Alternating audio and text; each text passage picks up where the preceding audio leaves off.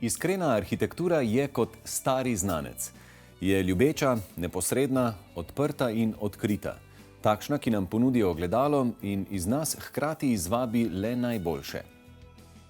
Na eno takšnih arhitektur smo naleteli pred kratkim. Mlad par se je po nekaj letih bivanja v majhnem stanovanju, ki meri le 31 kvadratnih metrov, odločil za prenovo.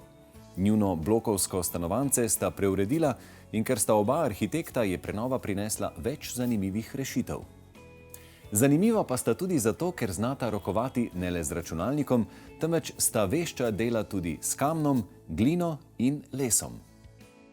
Ljubljansko stanovance v Šiški je umeščeno v niz 3-nadstropnih blokov, ki so zrasli pred več kot 40 leti. Domek je bil potreben prenove že zaradi starosti. Urša in Luka sta se znašla pred izzivom v dvojni vlogi, kot načrtovalca in kot stanovalca.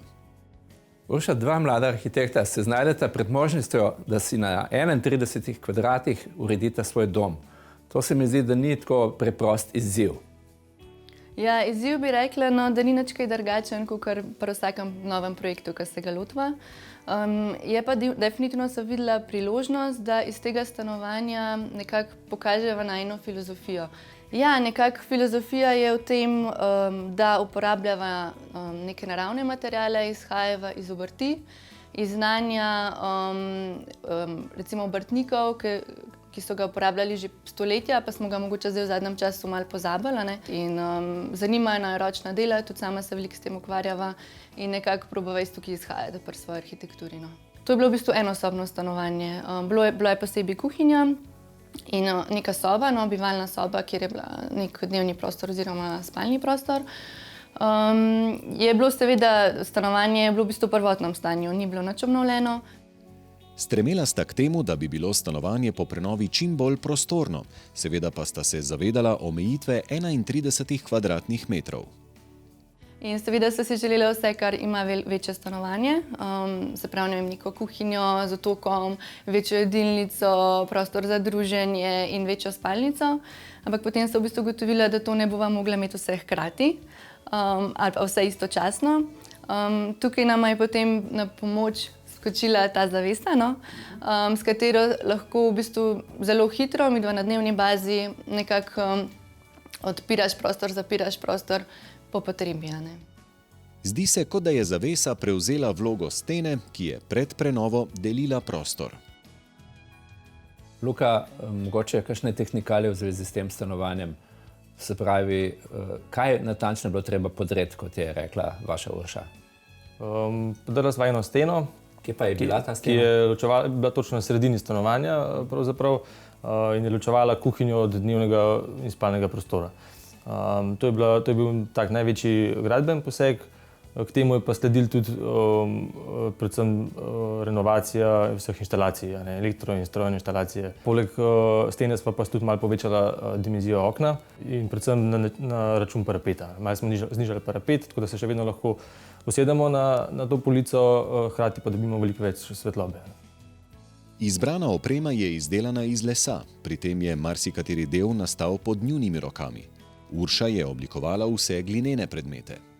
Mogoče bi lahko rekel nasplošno, da pohištvo se deli na dva dela. Eno je zelo standardno, najbolj ekonomično možno, drugo pa potem unikatno, pa tehnično zahtevno oziroma potem posledično tudi ključno za ambient. In te elementi so predvsem miza, je masivna, iz masivnega lesa, brez vijakov. Miza je sestavljena pravzaprav iz dveh delov. Ena je ta del, ki ga uporabljamo kot klubska mizica, deluje pa tudi kot podaljšek osnovne mize, kar pomeni, da če to dvoje združimo, lahko tudi v tem prostoru gostimo 6 oseb recimo na večerji oziroma tudi več, če se malo družimo na ta način.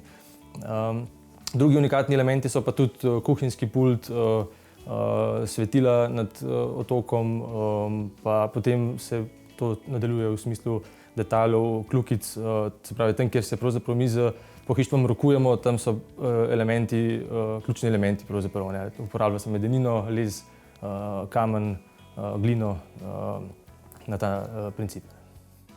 Koliko je pa tukaj prav vaše izvedbe, ker vem, da ste ročni Ja, nekaj jo je, mogoče iz tega, ker je lažje, da mogoče hitrejše kakšno stvar da naredim sam, kot pa da iščem obrtnika, ki bi se mu dal z mano ukvarjati pa z nekimi majhnimi in zakompliciranimi idejami. Predvsem govorim o kompleksnosti v fazi, ko veš, kaj približno bi naredil, pa se ti ne sanja, kako bi to sestavil skupaj. Je pa mogoče veliko lažje to narediti pravzaprav kar z mizarskim ponkom. Da primeš prav kos lesa in poskušaš te stvari spojiti skupaj. Luka in Urša torej odstopata od podobe arhitekta, ki večino časa presedi pred računalnikom, saj imata pogosto v rokah različna orodja. Se je zgodilo zelo spontano, že med zaključovanju študija in po študiju, ko smo z manjšo ekipo začeli oblikovati produkte za kakšen sejem, da se pravzaprav predstaviš, da tudi sam sebe malo preizkusiš. In takrat se tudi pojavijo prva vprašanja glede lesa, glede kovine in takrat začneš hoditi do obrtnikov, jih spraševati in pravzaprav malo težiti. Takrat sva pravzaprav oba spoznala z Uršo, da je to stvar, ki nas res zanima. Sprav, ta del delavniški, da je res fantastičen. In sva potem začela tudi sama se udejstvovati raznih delavnic, tečajev. Urša in Luka sta za svoje ročne spretnosti seveda potrebovala drug prostor. Našla sta nekdanjo mizarsko delavnico, kjer zdaj nastajajo njuni unikatni izdelki. Medtem ko Luka išče navdih v lesu, kamnu in kovini, se je Urša posvetila glini oziroma keramiki. Preko večjih delavnic je pridobivala tehnično znanje in inspiracijo. Potem se pa tudi v roku 2 let osamosvojila, da je pač svojo peč, svojo vreteno in potem na enem studiu dobila svoj kotiček in lahko tam ustvarja. Eden izmed produktov, poleg vseh skodelic in krožnikov, so tudi njene luči v stanovanju. Arhitektov, ki navdih najdejo v lesu in znajo tudi oblikovati z rokami, pač ne srečamo vsak dan. In za povrh znajo svoje izdelke tudi umestiti na pravo mesto.